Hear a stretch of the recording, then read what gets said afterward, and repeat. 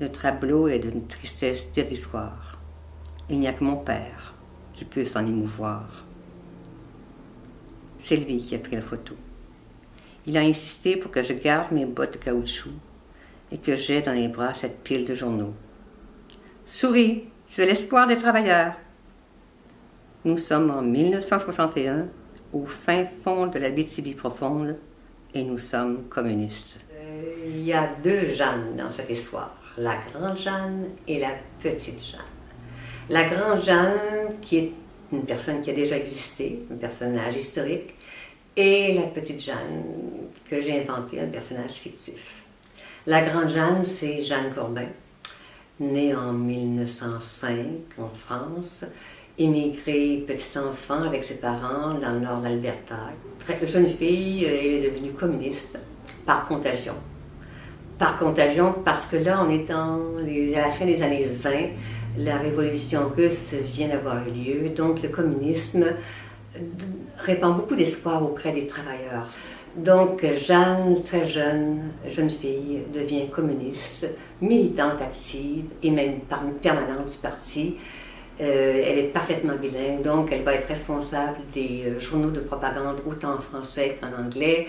Elle va être très active dans l'ouest du Canada et aussi à Montréal auprès des femmes, organiser la grève dans les manufactures de vêtements, auprès des hommes, les grèves au port de Montréal auprès des bardeurs. On la voit aussi dans le nord de l'Ontario, organiser la grève des bûcherons. Et à Rwanda en 1933 pour organiser la grève des bûcherons, en 1934 la grève des mineurs. Et elle va être emprisonnée pour incitation à l'émeute et elle va mourir très jeune, tuberculose, et il ne laisse qu'une seule trace visible d'elle, c'est au cimetière de Toronto, une pierre par terre, même pas son nom, seulement un numéro. Donc ça, c'est la grande Jeanne, Jeanne Corbin, et la petite Jeanne, qui est la narratrice de ce roman-là, qui va raconter l'histoire d'amour impossible entre son père et Jeanne Corbin. Amour impossible, pas parce que l'homme est marié et père de famille, mais parce que Jeanne Corbin, il n'y a pas de place pour l'amour humain dans sa vie. Je ne l'ai jamais vue, je ne l'ai jamais rencontrée, et pourtant je la connais de façon intime. Je sais qu'elle sourit sans sourire, que tous ses traits s'illuminent à l'apparition d'une joie, et que devant une difficulté, une contrariété, rien ne bouge sous la fine peau du visage. Elle n'a pas de saut d'humeur, pas de refoulement bilieux, pas de grondement sourd et tourmenté. Jeanne n'a de colère que si elle est nécessaire, et elle fuse alors en paroles claires. Je suis tombée moi aussi sous le charme de Jeanne Corbin. J'ai, par hasard, dans un livre, j'ai vu quelques phrases qui la concernaient, qui disaient qu'elle était venue appuyer la grève des bûcherons à Rwanda en 1933 et qu'elle avait été emprisonnée. C'est tout ce que je savais d'elle.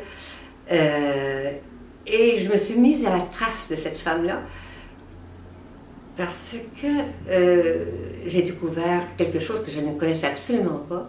Je savais que Rwanda avait été une ville multiculturelle. Dans les années 30-40, Rwanda était aussi multiculturelle qu'elle pouvait l'être Montréal. Donc il y a des gens qui venaient surtout d'Europe de l'Est et c'était une ville qui s'est construite très rapidement et dans le chaos total, l'anarchie, il y avait des bains finlandais publics, il y avait une fumerie d'opium, une synagogue juive, des tripots de toutes sortes et il y avait, les gens venaient de partout. Donc je savais que cette ville-là avait été multiculturelle, mais communiste, non. C'est une optimiste, Jeanne.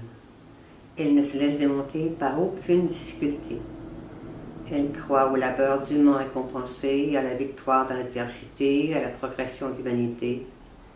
Et de son regard clair, elle peut convaincre n'importe qui de la pureté de ses intentions. Moi,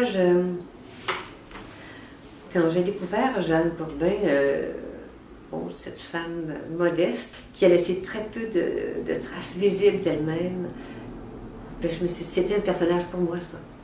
Parce que moi, je ne m'intéresse pas aux grandes secondes. C'est pas moi qui vais écrire une biographie romancée de Staline ou de Barack Obama. Moi, je m'intéresse aux gens qui passent inaperçus dans ce monde, mais qui ont une vie extraordinaire. Et c'est le cas de Jeanne Corbin. Donc c'était un personnage pour moi. Au meilleur de mes journées, je me dis que cette exigence intérieure est un besoin d'absolu, que je suis mue par quelque chose de plus grand que moi, qu'il y a en moi une force d'accomplissement extraordinaire.